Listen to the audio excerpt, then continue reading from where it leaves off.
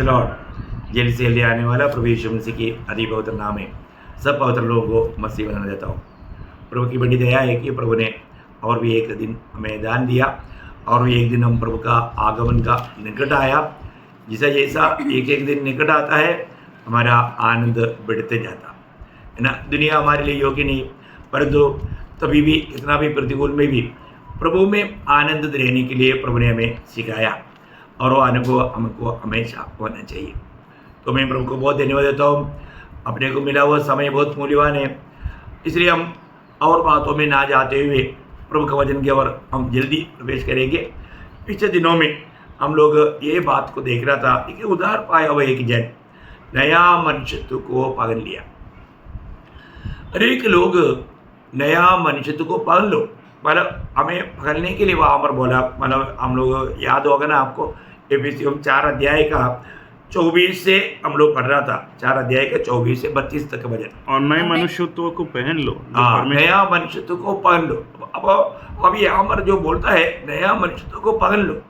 अभी जो भी लोग प्रभु यीशु मसीह में माला उसको ग्रहण किया और उसका आज्ञा पालन किया, बपतिस्मा लिया, उन लोगों ने गलातियों 3:27 के अनुसार नया मनुष्यत्व को पहन लिया। अभी ये नया मनुष्यत्व में प्रभु जो देखना चाहता है वो 7 गुणों का बारे में हम देख रहा था।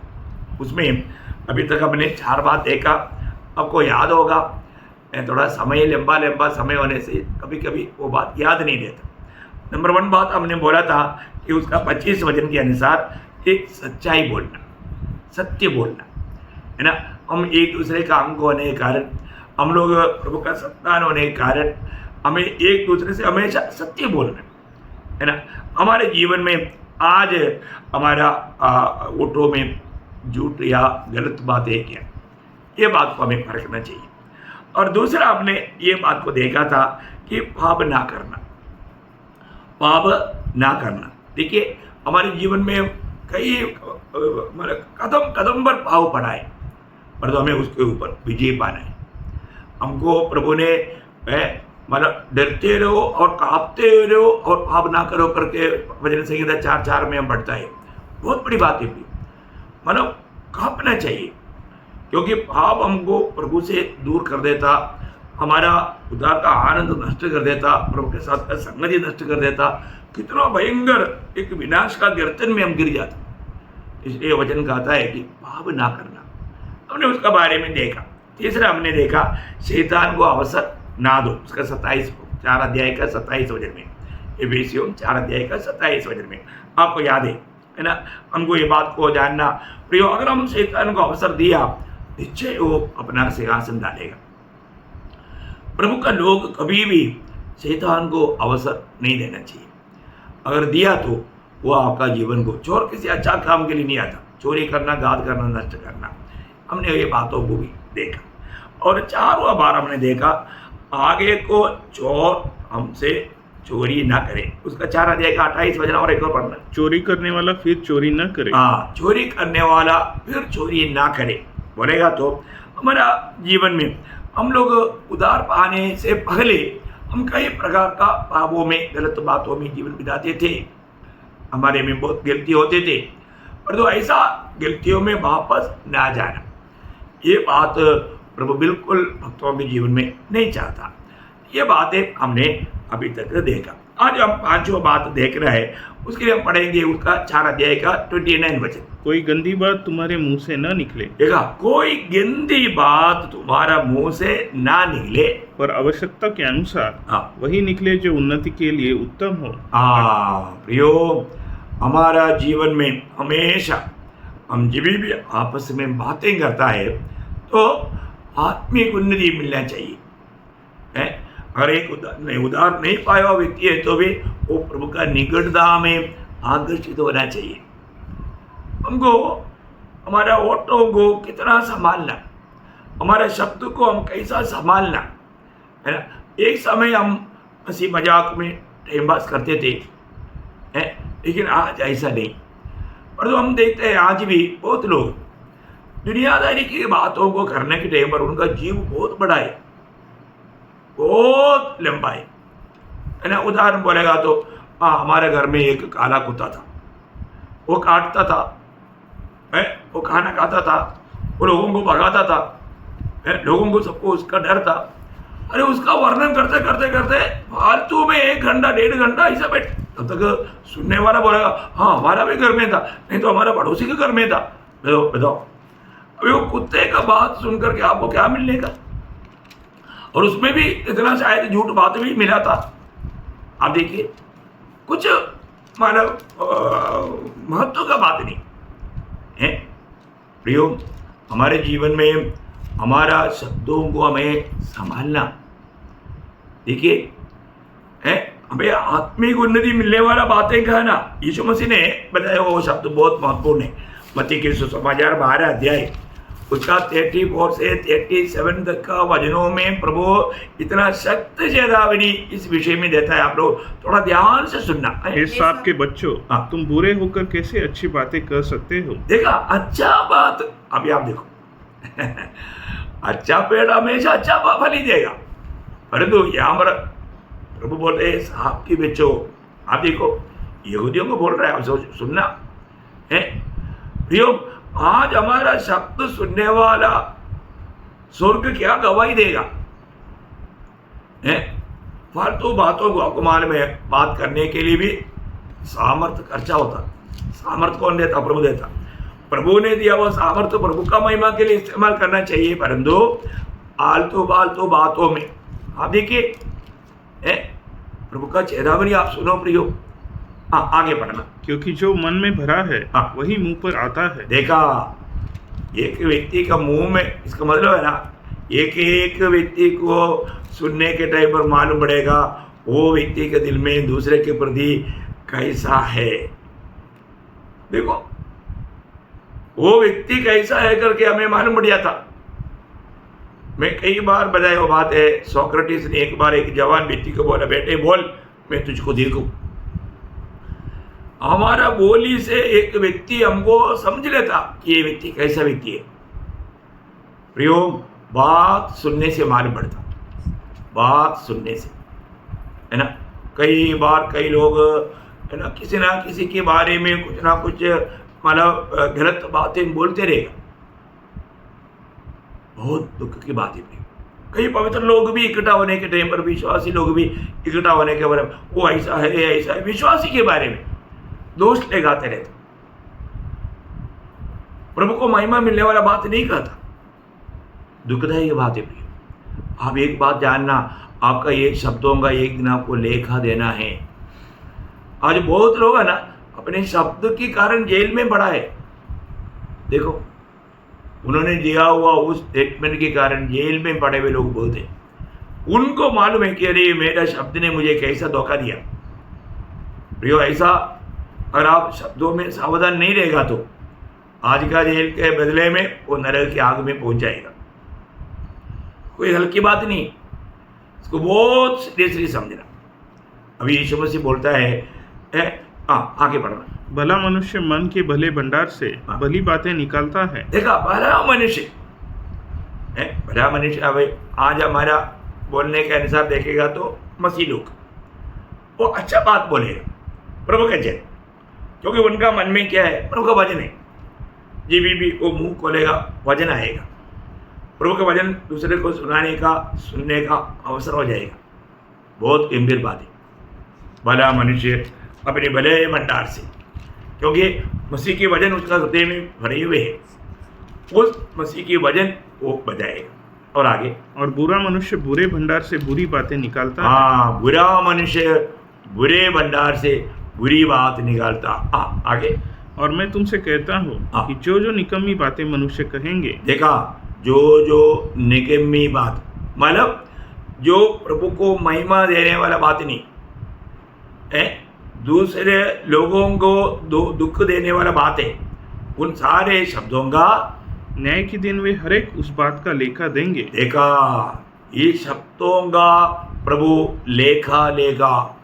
आपने ये सोच करके बात करता है प्रियो, आप सोचो हैं, हमें प्रभु का कितना भय मानना चाहिए, हमारे बातों में हमें कितना सावधान होना चाहिए।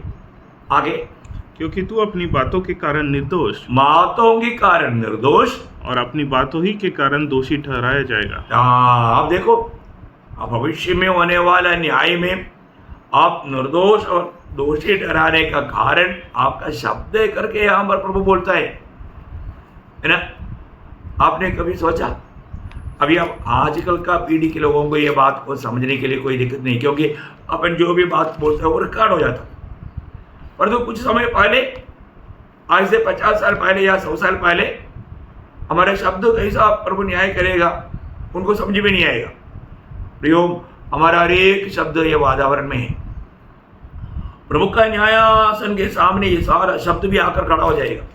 आप सोचो, थोड़ा उसको सही रीति में जानो। कोई डराने के लिए मैं नहीं बोल रहा हूँ, क्योंकि वचन में लिखा है ना, यिर्मयाह उसका 17 अध्याय का 16 वचन का आखिरी पढ़ना। यिर्मयाह उसका 17 अध्याय का 16 वचन का आखिरी भाग। जो कुछ मैं बोला वह तुझ पर प्रकट था। देखिए, जो कुछ मैंने बोला वो तेरे सामने प्रकट है या वहां पर सामने है। आप देखो भाई, शब्द में परिभाषा में थोड़ा अंदर है, लेकिन क्लियर बात ऐसा है, मैंने बोला हुआ शब्द सब तेरे सामने है। कितना बड़ी बात है ना। तो अपना बोली को हमें कितना सावधान रह करके बोलना पड़े, नहीं तो हमारे जीवन में आने वाला सजा भयंकर रहेगा। अपन कोई कृत्य नहीं किया ऐसा नहीं, बोली भी एक कृत्य है, उसका बहुत भयंकर अवस्था है करके। इसलिए प्रभु ने जब पहाड़ी उपदेश में मत्ती के सुसमाचार उसका 5 अध्याय उसका 37 वचन में क्या बोला? परंतु तुम्हारी बात हाँ कि हाँ या नहीं कि नहीं हो, क्योंकि जो कुछ इससे अधिक होता है वह बुराई से होता है। देखा, मतलब हाँ तो हाँ, ना तो ना। आप छोटा बात को खींच के बड़ा बना करके आप क्या अपने आप को दिखाना चाहता? तो कपटियों का वो एक लक्षण है। प्रियो, हम प्रभु को वस्तु में या ये दुनिया का जीवन की यात्रा में बोलने वाला हर एक शब्दों का हमको एक दिन लेखा देना है। प्रभु का न्यायासन के सामने हमें उसका हिसाब देना है। इसलिए नीति वचन में जब नीति वचन 14 अध्याय उसका 5 वचन का शुरुआत सिर्फ पढ़ा। सच्चा साक्षी झूठ नहीं बोलता। देखा, सच्चा साक्षी झूठ नहीं बोलता। प्रियो, प्रभु में आया हुआ एक जन कभी भी झूठ नहीं बोलना चाहिए। हमको एक ऐसा गवाही मिलना ये बहुत अनमोल बात है ना। दुनिया के लोग, आपको मालूम है, कैसे भी यीशु मसीह जब दुनिया में था, शब्दों में पकड़ने के लिए लोगों ने कोशिश किया करके वचन में लिखा।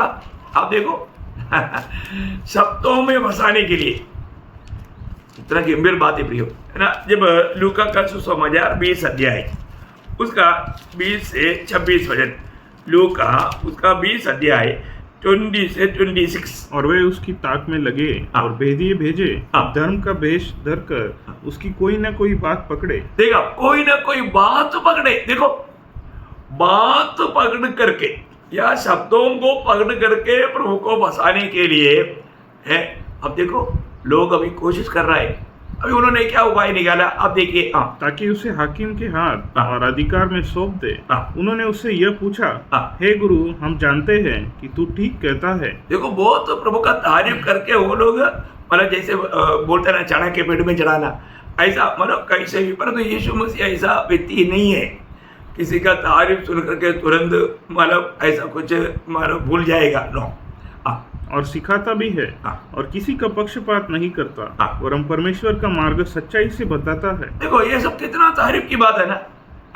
क्या हमें कैसर को कर देना उचित है या देखा, इसके बाद में उन्होंने वो मतलब क्या फंसाने वाला बात लेकर आए।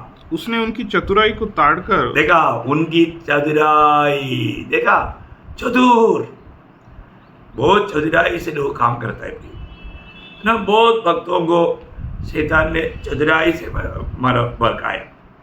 चतुर है वो, है ना। हवा को चतुराई से बहकाया, है ना। कहीं भी देखो तो वो लोग भी बहुत चतुराई से यहाँ पर यीशु मसीह के साथ कार्य कर रहे हैं। आप देखिए, लेकिन प्रभु सारे लोगों का दिल जानता है, उनका विचारों को दूरी से वो देखते रहता है है ना, उसके साथ कैसे चलेगा, प्रभु ने उसको कैसे निपटा।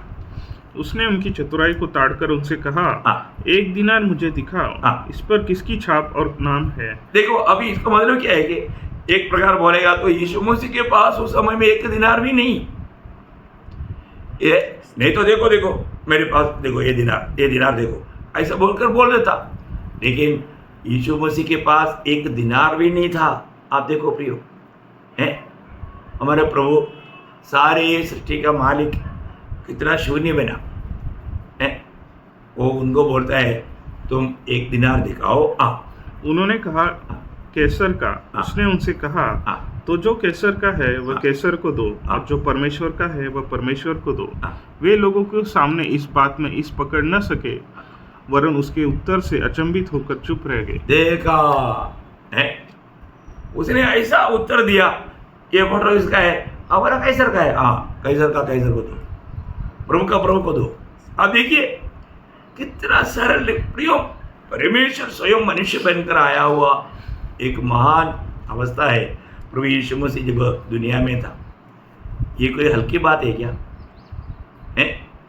लोग कैसा कैसा उनको मानो शब्दों में है, क्योंकि अभी यहाँ पर तुम कैसर को कर ना दो ऐसे बोल दिया तो तुरंत कैसर के पास कंप्लेंट पहुंचेगा। कैसर ये यीशु जो है ना आपका खिलाफ, आपका सरकार का खिलाफ, कर देने के खिलाफ प्रचार करता है, इतना सुनेगा तो तुरंत अरेस्ट होकर के बिंदीगृह में जाएगा। देखिए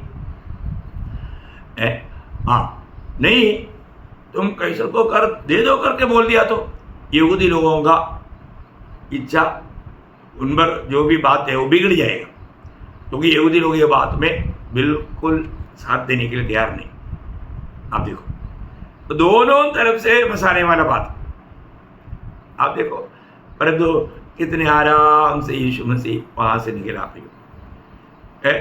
ये लोग इतना चतुराई से प्रभु को परखने के लिए आए हुए लोग एकदम चकित होकर के चुप रहने लगा, उनके पास और कुछ पूछने के लिए नहीं है। इसी प्रकार मानव वजन के संबंध में भी गिनती पाने के लिए देखो, प्रभु के पास मानव वहाँ पर शास्त्री फरीसी लोग कोशिश किया करके यूहन्ना का सुसमाचार 8 अध्याय उसका 3 से 11 तक का वचनों में हम देखते हैं। तब शास्त्री और फरीसी एक स्त्री को लाए जो व्यभिचार में पकड़ी गई थी, और उसको बीच में खड़ा करके यीशु से कहा, हे गुरु, यह स्त्री व्यभिचार करते पकड़ी गई है। व्यवस्था में मूसा ने हमें आज्ञा दी है कि ऐसी स्त्रियों पर पथराव करे, अतः तू इस स्त्री के विषय में क्या कहता है? उन्होंने उसको परखने के लिए ये बात कही। देखा, ये यीशु मसीह को परख करके पकड़ने के लिए या कुछ ना कुछ दोष पाया जाने के लिए उन्होंने ये बात कहा, ताकि उस पर दोष लगाए। देखा, दोष लगाने के लिए। परंतु यीशु झुककर उंगली से भूमि पर लिखने लगा। जब वे उससे पूछ ही रहे थे तो उसने सीधे होकर उनसे कहा, तुम में से जो निष्पाप हो वही पहले उसको पत्थर मारे। और फिर झुककर भूमि पर उंगली से लिखने लगा। परंतु वे यह सुनकर बड़े से लेकर छोटे तक एक एक करके निकल गए, और यीशु अकेला रह गया, और वह स्त्री वही बीच में खड़ी रह गई। यीशु ने सीधे होकर उससे कहा, हे नारी, वे कहाँ गए? क्या वे किसी ने तुझ पर दंडक की आज्ञा नहीं दी? उसने कहा, हे प्रभु, किसी ने नहीं। यीशु ने कहा, मैं भी तुझ पर दंडक की आज्ञा नहीं देता, जा और फिर पाप न करना। देखिए कितना अनोखा बात है ना। उसका 6 वचन और एक बार पढ़ेंगे। उन्होंने उसको परखने के लिए यह बात कही, ताकि उस पर दोष लगाने के लिए। देखा, परखने के लिए उनका अभी आने वाला शब्दों में कुछ ऐसे बात मिले ताकि उस पर दोष लगा करके। अभी आप देखिए, अगर प्रभु बोलता है इसको पथरवाह करो, तो फिर प्रभु का ही बातों में वो लोग पकड़ेंगे, क्योंकि आपने बोला था मैं पापियों का उद्धार करने के लिए आया, मैं पापियों को बचाने के लिए आया है। अभी आप देखिए, वो अभी एक पापी हमारे सामने आया तो उनको बचा नहीं पाया बोल के दोष लगाएगा। दूसरा, तो उनको छोड़ दो, पथरवाह मत करो, ऐसा बोलेगा तो मोशे का व्यवस्था को मानता नहीं। देखिए, मतलब उन लोगों ने जो भी पद्धति बनाकर लाया वो उनका समझ से कितना बाहर है प्रियो प्रभु का कार्य। मैं आपको बताना चाहता हूँ, हमें रोज प्रभु का मार्ग जानना कितना जरूरी बात है। प्रभु का मार्ग कितना ऊंचा मार्ग है, वो पवित्र मार्ग है ना। वो मार्ग को अपना करके चलना एक भक्त का कर्तव्य है।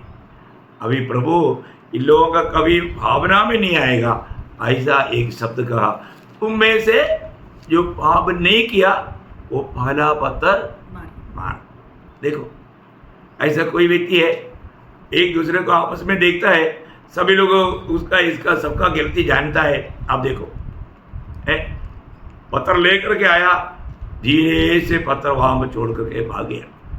आप देखो हमारे प्रभु का कार्य आप देखिए।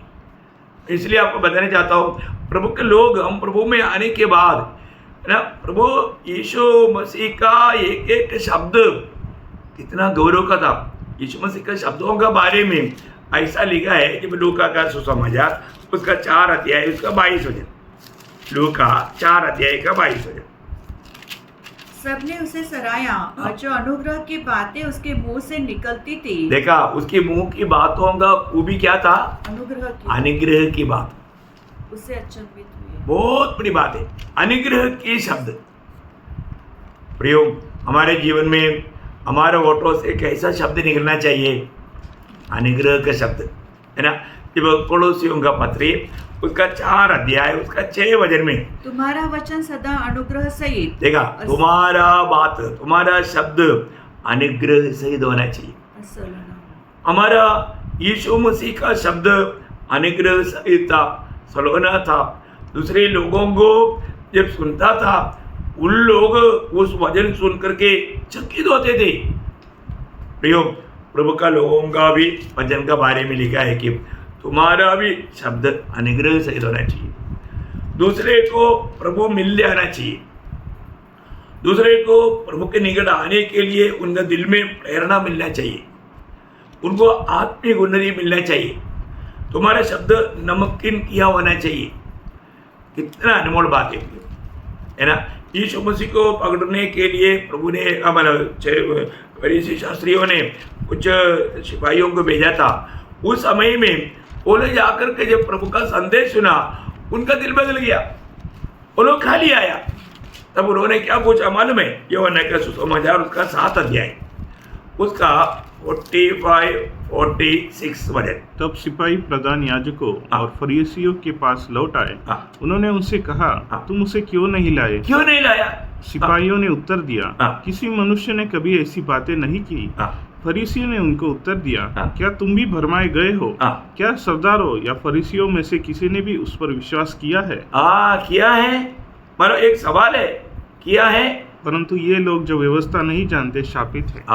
देखिए, अभी वो लोग आकर गवाही दे रहा है कि वो जैसे बात कहता है ना, ऐसा बात कभी किसी ने कुछ किया ही नहीं। आप देखो बहुत अद्भुत बात है। हमारे जीवन में प्रभु के लोगों का बातों में कितना प्रभु का महिमा मिलने वाला कार्य होना चाहिए। हमारे बातों से हमेशा दूसरे को आत्मिक उन्नति मिले। एफेसस का उन्हें को कहने के टाइम पर पौलुस कहने वाला एक शब्द प्रेरितों का उसका 20 अध्याय है, उसका 32 वचन में हम लोग देखता है। 20 अध्याय का 32 वचन। और अब मैं तुम्हें परमेश्वर को और उसके अनुग्रह के वचन को सौंप देता हूँ, जो तुम्हारी उन्नति कर सकता है और सब पवित्र किए गए लोगों में साझी करके मिरास दे सकता है। ऐसे बात तुझे करना है। इन वचनों को लेकर के सुनने वालों को आत्मिक उन्नति मिलने वाला बातें तुम्हें कहना है।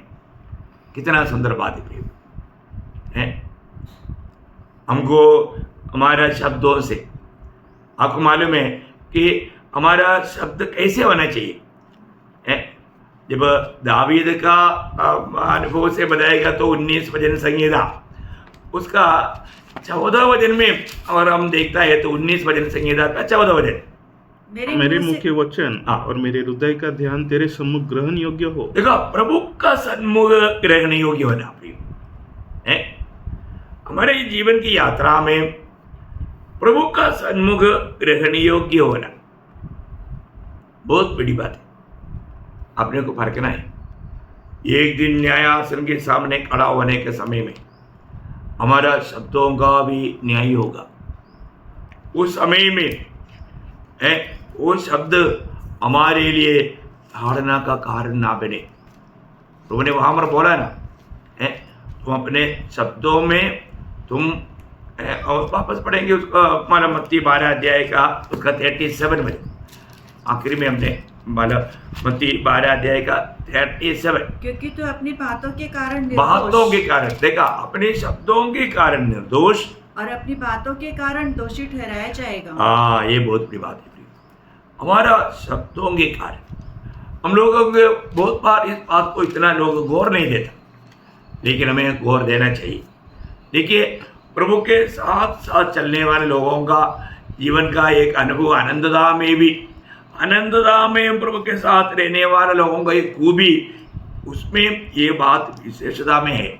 आपको याद होगा जब प्रकाशित वाक्य 14 अध्याय है ना, उसका 4-5 वचन पड़ेगा तो क्लियर रहेगा। ये वे है जो स्त्रियों के साथ अशुद्ध नहीं हुए पर कुआरे हैं। ये वे ही है जहाँ कहीं मेमना जाता है, जहाँ कहीं मेमना जाता है वे उसके पीछे हो लेते हैं। देखो, वे लोग हमेशा प्रभु के साथ रहेगा। उनका खूबी है वो मालक स्त्रियों के साथ मालक अशुद्ध नहीं हुआ, साथ ही साथ पर वे उनका एक बड़ा खूबी उसका 5 वचन में लिखा। ये तो परमेश्वर के निमित्त पहले फल होने के लिए मनुष्यों में से मोल लिए गए हैं, ताकि उनके मुंह से कभी झूठ न निकला था। देखा, उनका मुंह से कभी झूठ नहीं निकला था, वे निर्दोष है, निर्दोष है। देखा, उनका मुंह से कभी झूठ नहीं निकला था। प्रियो, ये वचन सुनने के टाइम पर आप थोड़ा अपने जीवन को परखना। हमारे होठों से झूठ निकलता है क्या? है, हम झूठी बात बोलता है क्या? ये बात पर ध्यान देना प्रियो, क्योंकि आपको मालूम है नरक में जाने वाले लोगों में एक ऐसा पापी लोग भी है जो प्रकाशित वाक्य 21 अध्याय है ना, उसका 8 वचन में जब आप पढ़ता है ना, जब प्रकाशित वाक्य, आप बहुत ध्यान से समझना प्रियो, है ना, 21 अध्याय का 8 वचन, परंतु डरपोकों और अविश्वासियों और घिनौनों और हत्यारों और व्यभिचारियों और टोनों और मूर्ति पूजकों और सब झूठों का भाग, देखा, सब झूठों का भाग वो झील में मिलेगा जो आग और गंधक से जलती रहती है। ये दूसरी मृत्यु है। आप देखो, इसका मतलब ये झूठ बोलने वाला प्रभु में आने के बाद में, है ना, कई लोग सच्चाई को कबूल नहीं करते, झूठ बोलते के झूठा भक्ति, कपट भक्ति जिसको बोलता है ना, और झूठ बात बोल करके लोगों को फंसाना, लोगों के बारे में बुरी बुरी बातें, क्योंकि किसी को अपना दिल में किसी के प्रति नफरत रहेगा तो उनके बारे में बहुत प्रकार का झूठी बात को भावना में बना करके बोलते रहेगा। प्रियो, आप इस कारण प्रभु के साथ नहीं चल पाता। आप प्रभु के साथ चल करके ऐसा सोच ही नहीं सकते। यदि किसी के जीवन में कोई गलती है तो भी हम उसको दिल से माफ करके उसको प्रेम करेगा। ये प्रभु का दिल है। आज प्रभु का वो दिल हमारा है क्या?